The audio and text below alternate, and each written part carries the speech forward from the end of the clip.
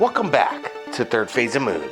I'm Blake Cousins, and I'm speaking with Dr. J. Andy Elias from Revolution Radio in regards to the breaking news over Mars and NASA. What's going on over there, John? I'm thinking they're trying to feed us Kool-Aid, and I really don't want to drink it.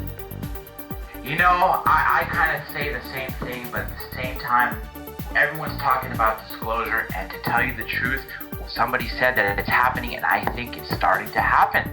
In late November, if you remember, that they made an announcement that says for the history books, and then sure enough, December comes nothing.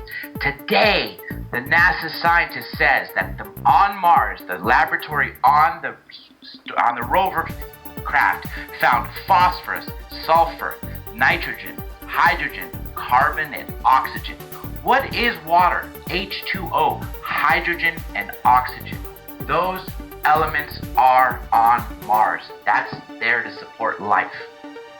Yeah, but the way NASA puts it out is like you just said, they put this recent statement out that it's going to knock your socks off what we're going to find. And don't you think it's kind of a no-brainer that they're going to find phosphorus and all these just elements that you just said yourself, Dr. John Andy Elias? You know, you're so correct on that, and the general public doesn't pay attention, and that's the problem. But for those of us who are paying attention, it is a no-brainer. But I think if someone else said this, if it doesn't come from an anchorman or a state official or a police officer, it's not a fact. And the fact that it's coming from Washington, D.C., it pretty much solidifies that, guess what, guys?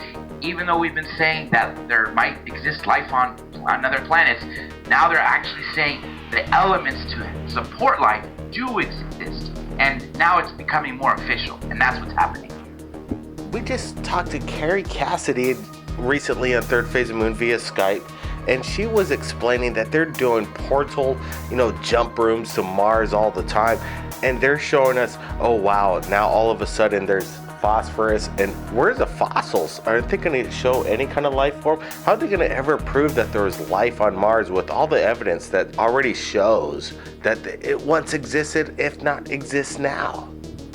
You know, that's a very good question, and I don't know how they're going to go about that, but I'll tell you this. Do you remember when they found that face on Mars? Not too far from it, even though debunkers say the face is just a mountain with a little bit of shade that's wrong. They found pyramids, and not only are there pyramids on Mars, the pyramids are actually aligned, just like the pyramids in Egypt, aligned to a certain solar system, particularly the Orion system. And what does that mean? That means that some sort of intelligent life put them there in a pattern for a specific reason. What reason? We don't know. But the fact is that they're there. And now that the Washington, D.C. is coming out and saying that water existed on Mars, every element needed to support life on Earth once existed on Mars is a breaking point. I think we're being spoon-fed little bit by little bit of disclosure as it's happening.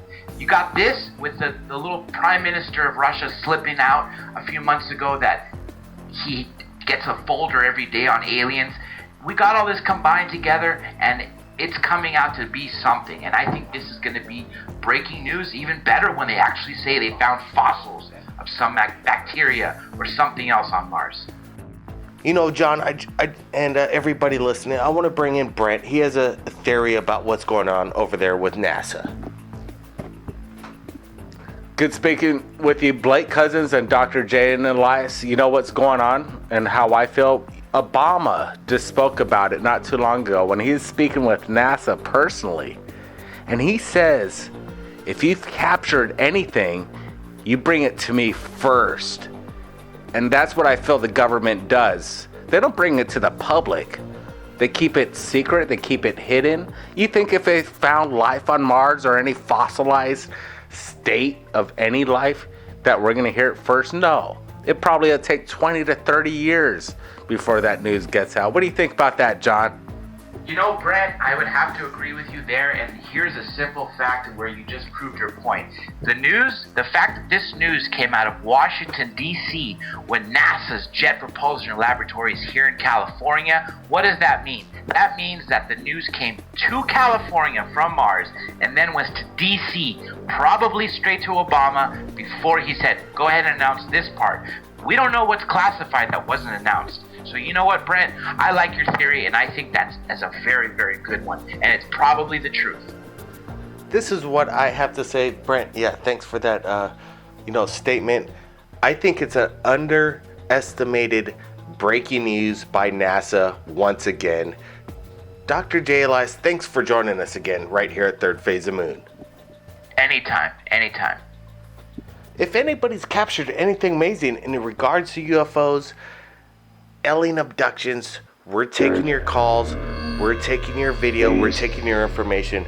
Stand by to breaking news once again from Third Phase of Moon. My name's Blake Cousins, and we'll see you again next time. Phase of Moon.